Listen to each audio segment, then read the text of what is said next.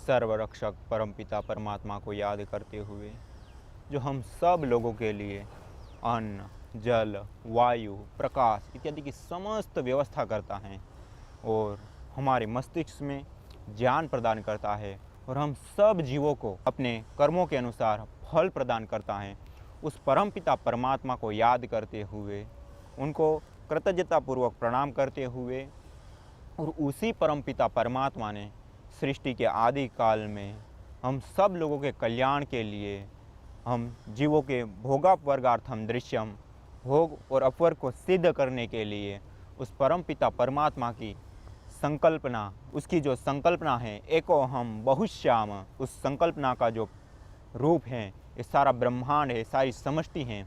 और इसी समष्टि को संतुलित रखने के लिए, सही रखने के लिए उसी परमपिता परमात्मा ने जो ये बुद्धिजीवी मननशील जो मनुष्य हैं उन मनुष्यों को ज्ञान देने के लिए वेद की रचना की, वेद रूपी ज्ञान दिया। उसी वेद में ज्ञान कांड, कर्म कांड एवं उपासना कांड मानी ज्ञान, कर्म और उपासना का विस्तृत रूप से विधान मिलता है। और उसी विधान में ये जो कर्म कांड है उसके बारे में हम चर्चा कर रहे थे। जो कर्म कांड मानी जो हम कर्म करते हैं उस कर्मों को हमको किस तरह से करना चाहिए, कैसे कर्मों को करना चाहिए, किस भावना से युक्त होकर के कर्मों को करना चाहिए, उसके बारे में विस्तृत जानकारी वेदों के माध्यम से हम प्राप्त कर रहे थे। और उसी वेद में यज्ञ कर्म का विधान है। यज्ञो वै श्रेष्ठतमम कर्म, जो यज्ञ रूप कर्म है वो सबसे श्रेष्ठ कर्म है। तो यज्ञ से युक्त होकर इसलिए तो कहा है कुर्वन्येवेह कर्माणि जिजी विशेषतम क्षमा एवं तो नान्यते तोस्ति न कर्म लिप्यते अनाय। अर्थात हम जो जीवन जी रहे हैं उस जीवन में कुर्वन्यवेह कर्माणि जिजी विशेषतम क्षमा, हम कर्मों को करते हुए 100 साल तक जीने की इच्छा करें। और एवं तो नान्यते तोस्ति न कर्म लिप्यते अनाय, और वो इस प्रकार से कर्म करे, उस भाव से, उस यज्ञीय भाव से युक्त होकर के कर्म करें जिसके कारण जो कर्म के साथ हम लिप्त हो जाते हैं, कर्म में जब हम आसक्ति से युक्त हो जाते हैं, उस आसक्ति से मुक्त रह करके हम इन कर्मों को नित्य प्रति करते हुए, इन कर्मों को करते हुए भी एक मोक्ष अपवर्ग को हम प्राप्त कर ले।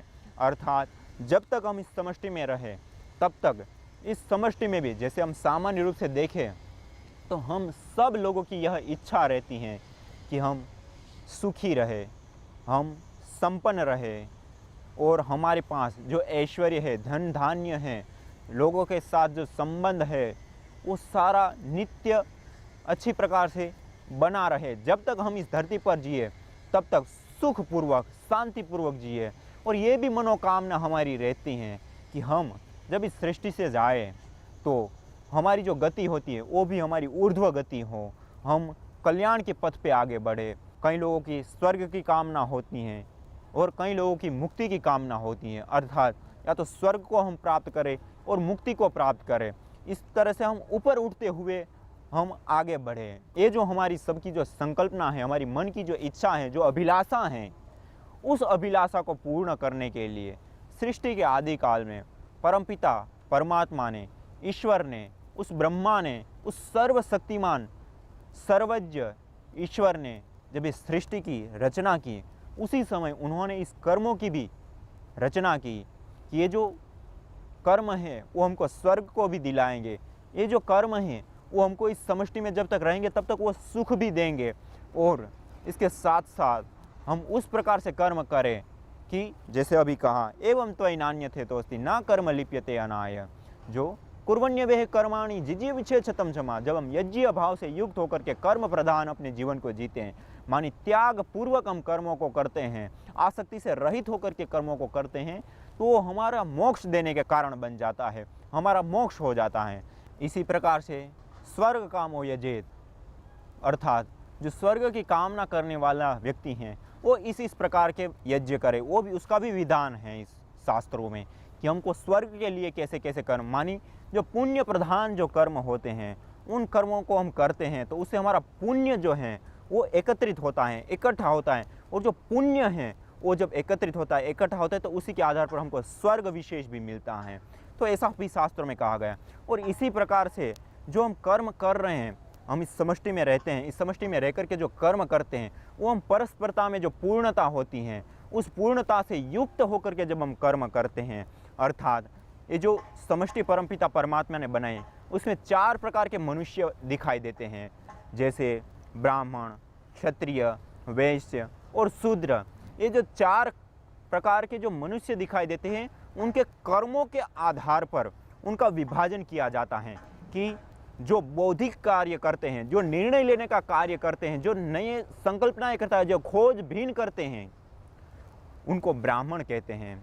और जो क्षत्रिय होते हैं वो इस समाज की रक्षा करते हैं, क्षत्रियत्व निभाते हैं अपना, अर्थात वो जो हैं इतना पुरुषार्थ करते हैं और जो समाज में अन्याय होता है उस अन्याय के प्रति वो लड़ते हैं और समाज को न्याय दिलाते हैं और अन्याय से उसको मुक्त कराते हैं। इसलिए दूसरा जो कर्म करने वाले लोग हैं वो क्षत्रिय कहलाते हैं। और इसी प्रकार ब्राह्मण, क्षत्रिय और तीसरे वैश्य, जो लोग इस समाज में हम जब परस्परता में जीते हैं तो हमको सब वस्तुओं की आवश्यकता होती है, खाने पीने की, पहनने की या मकान इत्यादि, जो अलग अलग प्रकार की वस्तुओं की हमें आवश्यकता होती है। उन वस्तुओं को पूर्ण करने के लिए, उन वस्तुओं की आवश्यकता को पूर्ण करने के लिए जो वैश्य लोग हैं वो उसके लिए काम करते हैं। अर्थात हम ऐसा समझ सकते हैं कि हम जो ये जीवन जीते हैं उसमें जो वस्तु की पूर्ति करने वाले जो कर्म किए जाते हैं वो वैश्य, और जो शूद्र कर्म होते हैं वो शूद्र कर्म हैं उसमें जिनकी बुद्धि इतनी प्रखर नहीं है, जिसमें इतना शौर्य नहीं है और जो इस तरह से बिजनेस इत्यादि नहीं कर पाते हैं, वस्तु विनिमय जो होता है उसमें नहीं अपना काम बांट पाते हैं, ऐसे जो लोग हैं जो अपने शारीरिक कर्म करते हैं, शरीर के द्वारा अपना परिश्रम देते हैं, उनको शूद्र कहा गया है। अर्थात ये जो चारों मिल करके इस समष्टि को संतुलित रखते हैं, इस समाज को संतुलित रखते हैं, इस समाज को उन्नत बनाते हैं, परस्परता में एक दूसरों की आहुति हैं। और इसमें हम देखें यदि शूद्र नहीं है तब भी काम नहीं चलना है, वैश्य नहीं है तब भी काम नहीं चलना है, और क्षत्रिय नहीं है तब भी काम नहीं चलना, और ब्राह्मण नहीं है तभी भी काम नहीं चलने वाला है। इसीलिए ये जो ब्राह्मण, क्षत्रिय, वैश्य और शूद्र है, ये 4 जो हम वर्ण देखते हैं, ये 4 जो हम विभाजन देखते हैं, वो चारों विभाजन में एक कर्म की प्रधानता है। और ये जो कर्म की प्रधानता है उसी के कारण पर उन व्यक्तियों को बांटा जाता है। और ये जो ब्राह्मण हैं वो निर्णय प्रधान होते हैं, निर्णय लेना, समाज को कोई निर्णय देना है, कोई नई खोज करनी है इत्यादि जो चीज़ें होती है, बुद्धि से युक्त होकर के जो कर्म किए जाते हैं, उन कर्म वाले यदि व्यक्ति समाज में ना रहे तो ये पूरा समाज जो है वो सही नहीं चल सकता। इसीलिए ये ब्राह्मण लोगों की भी आवश्यकता होती है। और इसी प्रकार से जो समाज में कोई विकृतियाँ फैल जाती हैं या समाज में कोई अन्याय चल रहा है या अन्याय फैल रहा है या कोई अन्यायपूर्वक कर्म हो रहे हैं, तो उसको नष्ट करने के लिए, उसको दूर करने के लिए, उसके सामने लड़ने के लिए और समाज को न्याय दिलाने के लिए जो कार्य किए जाते हैं, जो लोग उस कर्म को करते हैं वो क्षत्रिय होते हैं। और यदि वो नहीं है तो ये सारी चीज़ नहीं हो पाएगी, इसलिए क्षत्रिय की भी अत्यंत आवश्यकता होती है। इसी प्रकार वैश्य, जो हम वस्तुएं खरीदते हैं, वस्तुएं लेते हैं, जिन वस्तुओं का प्रयोग करते हैं उसको वो देते हैं, यदि उस वस्तुओं को उपलब्ध कराने वाले जो लोग हैं, जो किसान हैं या जो अन्य लोग हैं, वो भी व्यापारी इत्यादि ना हो तब भी ये समष्टि नहीं चल सकती। इसलिए वैश्य की भी बहुत आवश्यकता है। और इसी प्रकार शूद्र, जो शारीरिक कर्म करने वाला, जो मजदूर वर्ग कहते हैं या फिर जो शरीर से सेवा देते हैं, उन लोगों को हम शूद्र कह सकते हैं। तो वो जो लोग हैं उन लोगों की भी इतनी ही आवश्यकता है जितने पहले 3 की आवश्यकता है। यदि ये नहीं है तो आगे वाले भी 3 हैं वो कुछ नहीं कर पाएंगे। अर्थात इन चारों में इस समाज की पूर्णता होती है। और ये एक परस्परता में हम त्याग के भाव से जीते हैं, एक दूसरे के लिए बलिदान देते हैं, एक दूसरे के लिए समय का दान देते हैं, एक दूसरे के लिए जो भी आवश्यकता होती है समाज को ठीक रखने के लिए उसका व्यवहार विनिमय करते हैं और इस समाज को उन्नत बनाते हैं, इस समाज को श्रेष्ठ बनाते हैं। और इस समाज की जो ये मुख्य जो धारा है, उसी धारा को सृष्टि के आदि काल में परमपिता परमात्मा ने, ईश्वर ने, ब्रह्मा ने रचना की थी। इसीलिए मंत्र में भी कह रहे यज्ञ निष्पतये सर्वमेतद् ब्रह्मा चकारः चातुर्वर्ण्यम महाभाग यज्ञ साधनम उत्तमम। ये चातुर्वर्ण्य है, उसको पूर्ण करने के लिए ये जो यज्ञ कर्म है वो उसके लिए श्रेष्ठतम है, वो उसके लिए अति आवश्यक है। और यज्ञ कर्म करेंगे तो उससे ये सारा जो संतुलन है समाज संस्थान का वो सही रहता है। इसीलिए ये जो 4 वर्ण बांटे गए उसको परमपिता परमात्मा ने जो यहाँ विधान किया कि यज्ञ निष्पतये सर्वम एतद् ब्रह्मा चकारः चातुर्वर्ण्यम महाभाग यज्ञ साधनम उत्तमम। इसीलिए यहाँ पे ये जो यज्ञ साधन है, ये जो चातुर्वर्ण्य, चारों वर्ण के जो लोग हैं, उनकी अपनी अपनी जो पूर्णता है, उस पूर्णता को पूर्ण करने के लिए परमपिता परमात्मा ने, ब्रह्मा ने यज्ञ का विधान किया, यज्ञ की ओर उनका ध्यान आकर्षित किया, यज्ञ की ओर उनको प्रेरित किया।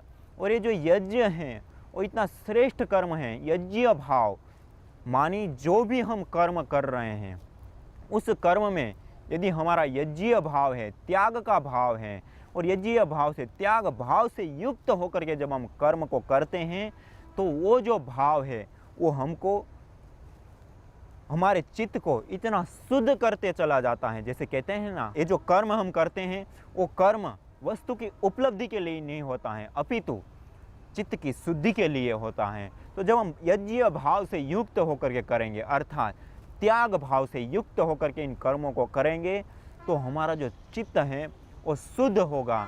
और जब हमारा चित्त शुद्ध होता चला जाएगा इन कर्मों से, तो यहाँ जो विधान किया कुर्वण्यवेह कर्माणि जिजीविषे क्षतं क्षमा, अर्थात हम इस सृष्टि पर रहते हुए 100 साल तक जीने की इच्छा करें और यज्ञ कर्म को करते हुए, मानी हम जो कर्म करते हैं उन कर्मों को करते हुए हम 100 साल तक जिए, तो वो जो कर्म है वो यज्ञीय कर्म है। एवं तो नान्यथे तोस्मि न कर्म लिप्यते अनाय। और ये जो कर्म है वो सर्वश्रेष्ठ कर्म है, और यही एक हमारे लिए उपाय है कि हम यज्ञीय भाव से इन कर्मों को करते हुए अपने जीवन को जिए। और यदि हम यज्ञीय भाव से युक्त होकर के इन कर्मों को नहीं करेंगे तो हमारा कल्याण कदापि नहीं हो सकता। इसलिए कहा है नान्या पंथा विद्यते अनाय, इससे अतिरिक्त और कोई दूसरा मार्ग नहीं है। इसलिए हमको इस यज्ञ कर्म से प्रेरित होकर के इस यज्ञीय भाव अर्थात त्याग भाव से युक्त होकर के हमको इस कर्मों को करना चाहिए। और त्याग का भाव ही समष्टि में हम जो कुछ भी देखेंगे वहाँ सब जगह पर हमको इस भाव से, मानी त्याग से युक्त चीज़ हमको दिखाई देगी। जैसे हम स्वयं अपने व्यक्तित्व को ही देखें तो हम जो भोजन करते हैं क्या हम उसको अपने पास रख लेते हैं? उस शरीर जो है वो हम मुख में डालते हैं भोजन को, तो भोजन क्या मुख अपने पास ही रख लेता है? नहीं रखता, वो वहाँ से तुरंत आगे भेज देता है और हमारे पेट में जाता है। जब हमारे आंतों में जाता है, हमारे पेट में जाता है, तो वहाँ क्या आते अपने पास रख लेती? नहीं रखती, वो भी अपनी जो आवश्यकता है उसको पूर्ण करके उससे आगे भेज देती हैं। और इसी प्रकार से जो अवशिष्ट है वो बाहर निकल जाता है और हमारे शरीर के लिए जो अत्यंत आवश्यक है उतना ही हमारे पास रहता है। इसी प्रकार से जो हम बाहर के जो कर्म करते हैं, भौतिक जो कर्म करते हैं, उसमें भी हमको इस प्रकार से कर्म करना चाहिए कि जो हम कर्म करें उसके माध्यम से हमको जो भी उपलब्धि हो उसके द्वारा हम अपने जीवन का जो निर्वाह है उसको करें। हमारे लिए जो आवश्यक वस्तु है उतना उपयोग करें, उतना सदुपयोग करें, और बाकी जो चीज़ें हैं उसको बांटते हुए सबका सुख बढ़ाए, सबको खुशियाँ बढ़े, उस तरीके से उस धन का प्रयोग करें तो निश्चित ही हमारे जीवन का कल्याण होगा।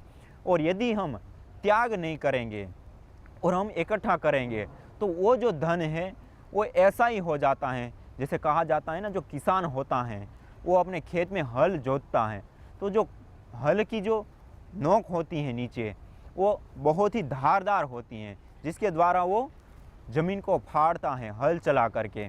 तो वो जो हल हैं वो तब तक उपयोगी रहता है जब तक वो चलाते रहता है। यदि उसको वो रख दें तो रखने से क्या होता है, वो जो हल की जो मुख्य जो नोक होती है धारदार, वो धीरे धीरे उसमें काट आ जाता है और वो सड़ने लगती हैं, निश्चित उसमें वजन बढ़ जाता है। लेकिन वो जो हल हैं वो फिर इस ज़मीन फाड़ने के काम, इस ज़मीन में जोतने के काम नहीं आएगा। ये जो हल हैं वो बिल्कुल ही काम नहीं आएगा।